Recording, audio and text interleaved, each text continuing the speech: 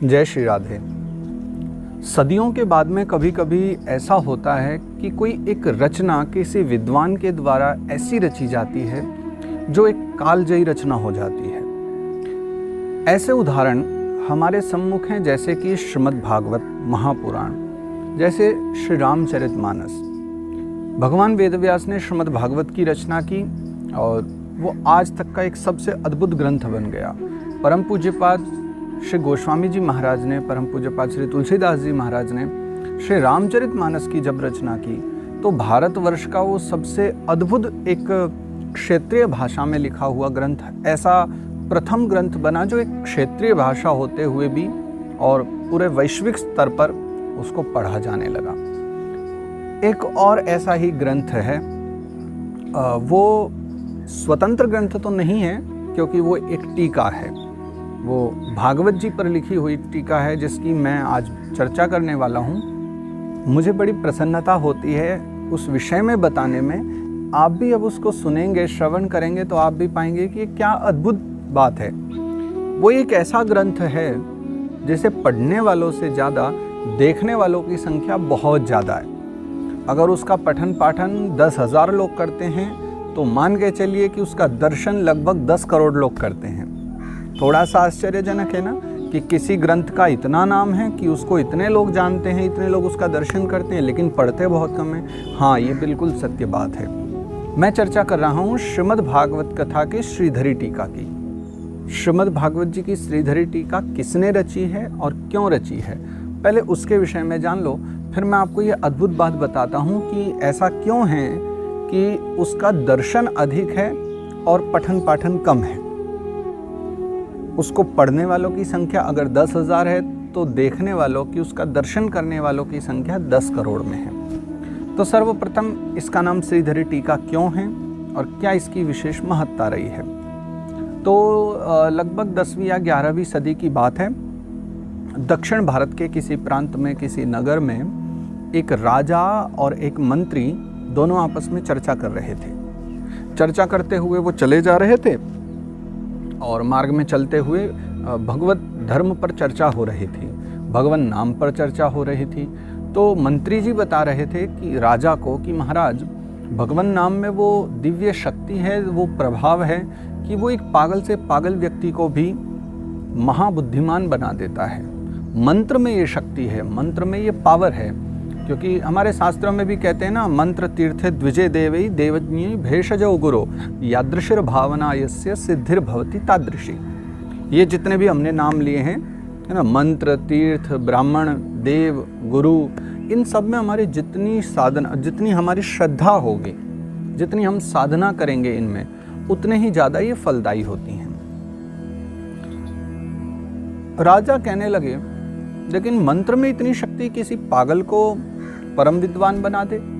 अगर ऐसा है तो हम देखना चाहते हैं। तो कालिदास जी जैसे महान विद्वान की कथा तो हमने सुनी ही है, जिनके विषय में आता है कि वो जिस पेड़ पर बैठे थे और जिस डाल पर बैठे थे पेड़ की, उसी डाल को काट रहे थे। और एक समय फिर वो भी आया कि माँ भगवती सरस्वती की क्या अद्भुत कृपा हुई। किसी और दिन में उनकी कथा जरूर आपको बताऊंगा जो श्रवण करने योग्य है।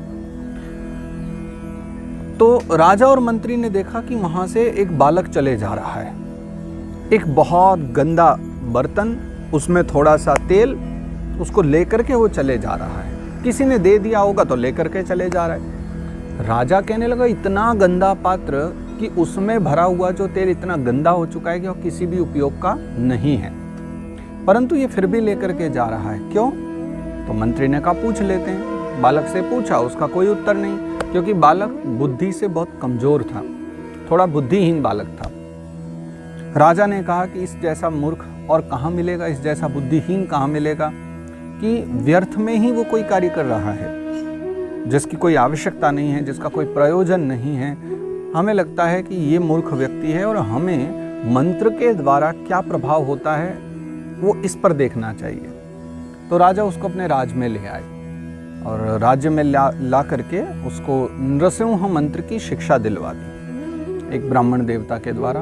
और इनका जन्म भी ब्राह्मण कुल में ही हुआ था। ये जो बालक है वो तेल का कटोरा लिए हुए, परंतु इनके माता पिता नहीं थे, उनके परिवार में कोई नहीं था, ये अकेले ही घूमते रहते थे।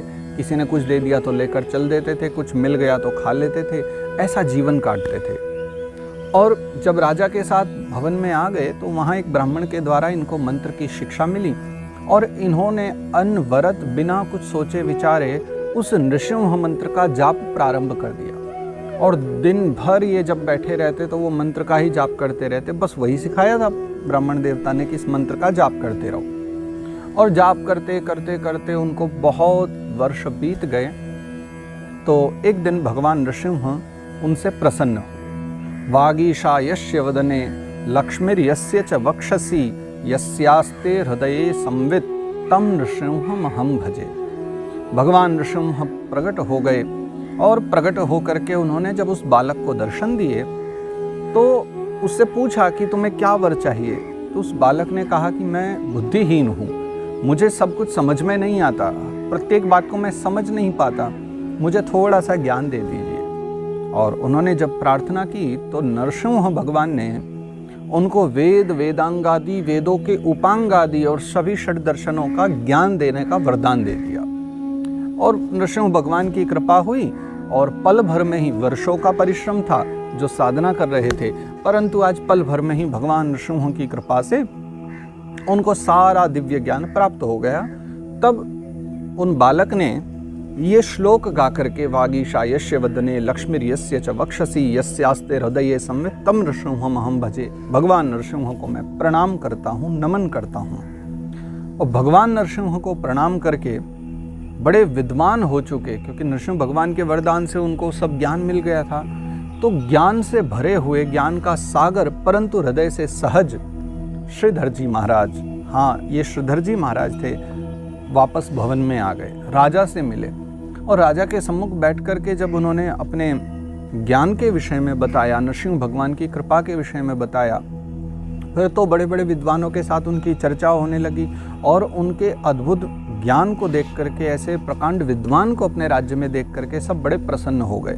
फिर तो बड़े बड़े राजाओं के यहाँ से उनका न्योता आने लगा, सबके यहाँ जाने लगे और इस मध्य में बहुत उनकी जब ख्याति फैल गई, नाम हो गया और राजा सब बड़े बड़े राजाजन उनका सम्मान करने लगे। परंतु नाम, मान, सम्मान इन सब से बिल्कुल दूर श्रीधर जी महाराज का इनमें मन नहीं लगा, क्योंकि जिन्हें वास्तविक ज्ञान की अनुभूति हो जाए फिर ऐसे व्यक्ति को लिप्त होने की आवश्यकता नहीं होती। और उन्होंने इस मध्य में जाकर के कुछ समय एकांतवास किया और एकांतवास में रह करके और फिर श्रीधर जी महाराज ने कुछ ग्रंथों की रचना की है।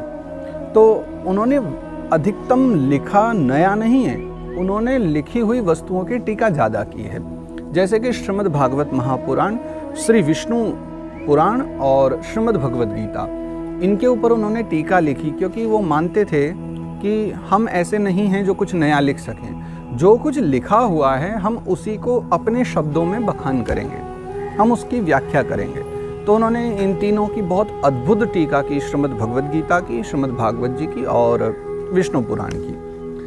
अब विशेष बात क्या रही कि इनकी जो सभी टीकाएं थी तो वो सभी संस्कृत में थी उस समय के काल के अनुसार। हिंदी में इन्होंने कुछ भी नहीं लिखा हुआ है। संस्कृत के प्रकांड विद्वान थे। समय के साथ उनका नाम बढ़ता गया और विद्वानों ने इनकी लिखी हुई टीका को, जिसको श्रीधरी टीका कहा जाता है, उसको बहुत सम्मान दिया। कहते हैं कि ये वहाँ से फिर काशी जी चले आए थे दक्षिण भारत से और इन्होंने शेष जीवन अपना काशी में बिताया।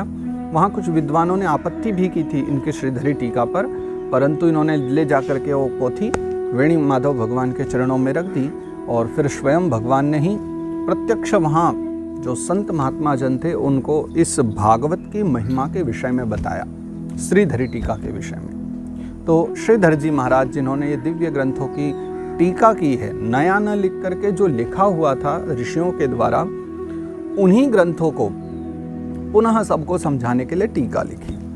अब एक बात मैंने जो शुभारंभ में ही कही थी कि इनके लिखे हुए ग्रंथों का जितना अध्ययन किया जाता है उससे कई गुना ज़्यादा उनका दर्शन किया जाता है। ये बिल्कुल सत्य बात है। आपने प्रायशः भागवत कथा तो सुनी ही होगी। आज हमारे भारतवर्ष में यथा स्थानों पर बहुत सारी जगह कथा होती रहती है ना, तो आपने प्रायशः देखा होगा जो कथा प्रवक्ता जब कथा करते हैं तो मंच पर उनके सम्मुख एक श्रीमद् भागवत जी की पोथी रखी जाती है, जो आकार में काफ़ी बड़ी होती है, थोड़ी बृहद होती है। तो वास्तविक जो भागवत जी का स्वरूप है, जो संस्कृतबद्ध सामान्य भागवत जी हैं, उनका स्वरूप छोटा ही है, परंतु एक एक श्लोक की 2-2, 3-3 पेज में जो टीका लिखी हुई है संस्कृत में, वो श्रीधरी टीका ही है।